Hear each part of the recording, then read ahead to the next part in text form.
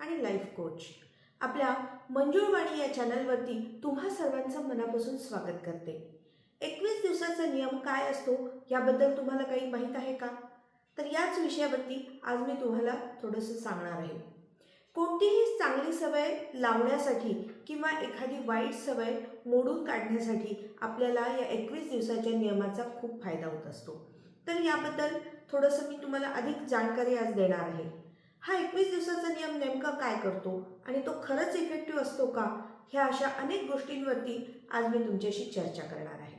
चला, एखाद्या व्यक्तीचं ब्रेन वॉश करायचं आहे. त्याला काही वाईट सवयी आहेत आणि त्याला सोडायच्या आहेत किंवा ब्रेकअपमधून त्याला बाहेर काढायचं आहे. काही चांगल्या सवयी त्यांना आपण लावायच्या आहेत. तर अशा दोन्ही सिच्युएशनमध्ये हा 21 दिवसाचा नियम काम करत असतो. म्हणजे काय, तर काही नाही, कोणती जी आपल्याला सवय करायची आहे त्यासाठी आपण सातत्याने सलग 21 दिवस प्रयत्न करायचे आहेत. अगदी न कंटाळता न थांबता सलग 21 दिवस.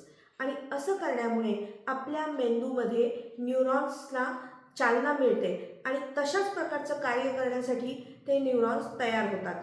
त्याबरोबरच काही नवीन न्यूरॉन्स तयार होतात जे सुद्धा त्याच प्रकारच्या कार्यावरती ते काम करू लागतात आणि अशा प्रकारे हळूहळू आपल्याला ती सवय होते. आता उदाहरणच द्यायचं झालं तर तुम्हाला सपोज सकाळी लवकर उठण्याची सवय लावायची आहे, पण तुम्हाला ते शक्यच होत नाहीये. 1, 2, 3 दिवस तुम्ही अगदी अट्टहासाने प्रयत्न करून उठायचं आहे आणि अशाच प्रकारे 3-4 दिवसानंतर हळूहळू हा पिरियड वाढवत तुम्ही निग्रहाने 21 दिवसपर्यंत हा संकल्प करायचा आहे आणि त्याप्रमाणे वागायचं आहे. आणि मग चमत्कार काय होतो तुम्ही बघा. 22व्या दिवशी तुम्ही प्रयत्न केला तरी सुद्धा तुम्हाला झोप येणार नाही.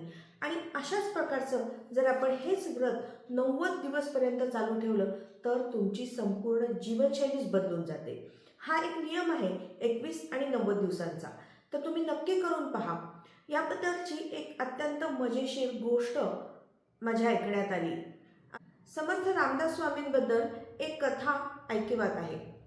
तर समर्थ रामदास स्वामींची एक अशी सवय होती की ते दररोज 5-7 घरी जाऊन माधुकरी मागायचे, भिक्षा मागायचे आणि त्यामधून जे काही जेवढं काय मिळेल तेवढंच अन्न शिजवून किंवा ते अन्न खाऊन आपलं गुजराण करायचे. त्यापेक्षा वेगळं किंवा काहीही ते करायचे नाही. तर अशी त्यांची सवय होती. मग एक दिवस त्यांनी काय केलं की एका नवीन गावामध्ये रामदास स्वामी गेले आणि ते एका चांगलं मोठं घर होतं आणि तिथे त्यांनी माधुकरी मागण्यासाठी ते घरामध्ये गेले. ती बाई अशी थोडी विक्षिप्त होती, चिडचिडी होती आणि तिला ते काही आवडलं नाही असं एक भिक्षुकरी सकाळी सकाळी आलेला. मग रामदास स्वामींनी मागितलं की माई काहीतरी भिक्षा दे. ती म्हणाली काहीच नाही आहे माझ्याकडे, धान्य नाही आहे, पीठ संपलेलं आहे, काहीच नाही आहे माझ्या घरी. तेव्हा त्यांनी सांगितलं की बाई नकार देऊ नकोस, तिथं जो तो मातीचा ढिगारा आहे ना त्यातील एक मुठभर माती उचल आणि माझ्या झोळीत टाक.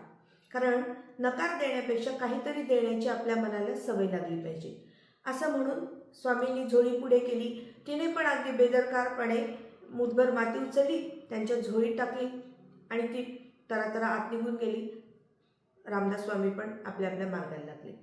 त्यांनी ठरवलं होतं त्याप्रमाणे ते दररोज त्या बाईकडे जायचे आणि तिथे तिला भिक्षा दे म्हणायचे.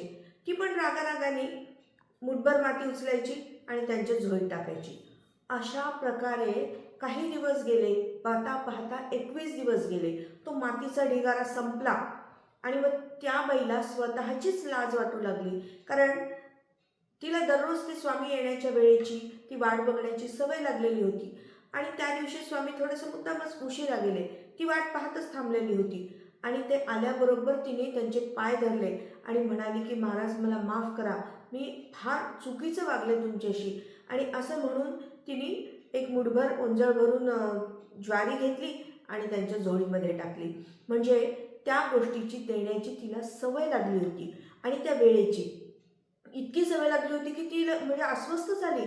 ते आले नाहीत आणि आज आपण काही देणार नाहीत हे पाहूनच ती स्वतःवरती चिडली, चडफडली आणि अशा प्रकारे तिच्यामध्ये बदल झाला आणि ती स्वामींची भक्त झाली.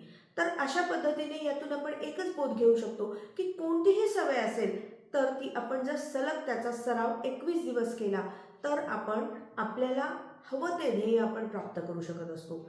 आता एखाद्या व्यसनी माणसाला काही व्यसन त्याचं सोडायचं आहे, त्यासाठी सुद्धा त्यांनी निग्रह मनाचा करायचा आहे आणि अशा प्रकारे हे 21 दिवसाचं व्रत त्यांनी न कंटाळता जर पार पाडलं तर निश्चितपणे तो ते पूर्ण करू शकतो आणि आपलं ध्येय आपण प्राप्त करू शकतो. तर मग तुम्ही हा नवीन संकल्प या वर्षामध्ये जो काही केलेला आहे तो पार पाडण्यासाठी हा 21 दिवसाचा नियम तुम्हाला मदत करणार आहे.